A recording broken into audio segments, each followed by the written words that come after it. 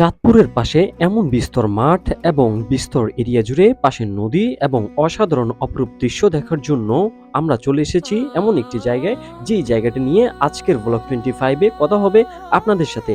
এবং আমি মেহেদী হাসান অপু আপনাদের সাথে রয়েছি আজকের ব্লগ 25 নিয়ে। হাজার বছরের স্মৃতি ডাকাতি আর ঢেউ বলে সাহসী পুরুষের গীতি। জি, আজকে আমরা কথা বলবো চাঁদপুর শরীয়তপুর রুটের অন্যতম একটি জায়গা শরীয়তপুরের আলুরবাজার ফেরিঘাট নিয়ে, যে জায়গাটির এক অপরূপ দৃশ্য আপনাদের সাথে নিয়ে এক্সপ্লোর করব। প্রিয় দর্শক, এই মুহূর্তে আমরা রয়েছি শরীয়তপুরের যে অংশটিতে চাঁদপুরের মধ্যে খুব ভালো যোগাযোগ রয়েছে বা ছিল একটা সময়, ঠিক সেই জায়গাটিতে আমরা এগিয়ে যাচ্ছি দেখার জন্য যে একটা সময় একটা ব্যস্ত জায়গা ছিল আসলে এই অঞ্চলটা। এখানে দূর দূরান্ত থেকে, বিশেষ করে চাঁদপুরের সাথে শরীয়তপুরের যে আসলে যোগাযোগ ব্যবস্থার অন্যতম একটা মাধ্যম হলো এই ফেরি, এবং এই ফেরিতে উঠার জন্য দূর দূরান্ত থেকে আগত বিভিন্ন ট্রাক, বাস, পাশাপাশি মাইক্রো, বিভিন্ন কভার ভ্যানগুলো আসলে অপেক্ষা করতো এই জায়গাটিতে। আমরা এটাই দেখার জন্য শরীয়তপুরের এই অংশটাতে আমরা এগিয়ে যাচ্ছি দেখার জন্য। ইলিশের রাজা ইতিহাসের ঘর, গর্বে বুক ভরে বলি আমি চাঁদপুর। দর্শক, চাঁদপুরের মধ্যে শরীয়তপুরের যোগাযোগের অন্যতম একটা রুট একটা সময় ছিল এই ফেরি। পদ্মা সেতু হওয়ার পরে আসলে এই ফেরির চলাচল অনেকটাই কমে এসেছে এবং গাড়ির চলাচলও অনেকটাই কমে এসেছে।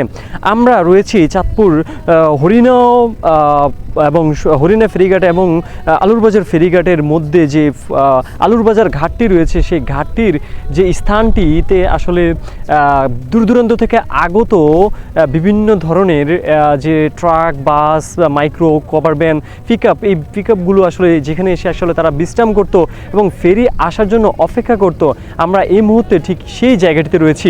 একসময়ের অনেক বেশি ব্যস্ত থাকা একটা এরিয়া বর্তমানে আসলে একদম শুনশান নীরবতায় রূপ নিয়েছে এবং বর্তমানে আসলে এই জায়গাটি একদম অলস পড়ে রয়েছে এক কথায় বলতে গেলে। দূর দূরান্ত থেকে আগত ড্রাইভারদের জন্য আসলে এখানে ঘরের ব্যবস্থা করা হয়েছে। এই ঘরগুলোতে আসলে ড্রাইভাররা খুব সহজেই এখানে এসে বিশ্রাম করতে পারতো একটা সময়। বর্তমানে এই জায়গাটি একদম শুনশান নীরব হয়ে পড়ে আছে। স্থানীয়রা এই জায়গাটিকে আসলে ঘোরার জন্য ব্যবহার করে। বিকালে এখানে আসলে একটা দারুণ আড্ডা হয়ে যায়, কারণ পাশেই আসলে যে মেঘনা নদী রয়েছে, সেই মেঘনা নদীর উপশাখা আমরা দেখতে পাচ্ছি এবং যেখানে আসলে নদীর সৌন্দর্য এক কথায় খুব ভালোভাবে উপভোগ করা যায়। তো চলেন এমনই বিস্তর অপরূপ প্রাকৃতিক সৌন্দর্য দেখার জন্য আপনার পরিবার নিয়ে আপনি ঠিক এখানে কিভাবে আসতে পারেন তা নিয়ে জানা যাক। আপনি এখানে দুটি উপায়ে আসতে পারেন। একটি হলো চাঁদপুর লঞ্চ টার্মিনাল থেকে, আরেকটি হলো চাঁদপুর হরিণা ফেরিঘাট থেকে।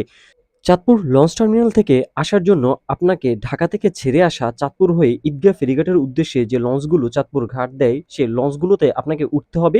বিশেষ করে বিকাল 4:30 থেকে 5টার মধ্যে একটি লঞ্চ আসে, ময়ূর 10 বা ময়ূর 7। সেই লঞ্চটিতে উঠে আপনারা চলে আসতে পারেন ঠিক এখানে। এবং অপরটি উপায় হলো আপনারা চলে আসতে পারেন এই হরিণা ফেরিঘাটে চাঁদপুর। সেই হরিণা ফেরিঘাট থেকে ফেরি পার হয়ে আপনারা আলুরবাজার ফেরিঘাটে আসলে ঠিক এই অপরূপ সৌন্দর্য দেখতে পাবেন এবং নদীর সৌন্দর্য উপভোগ করতে পারবেন।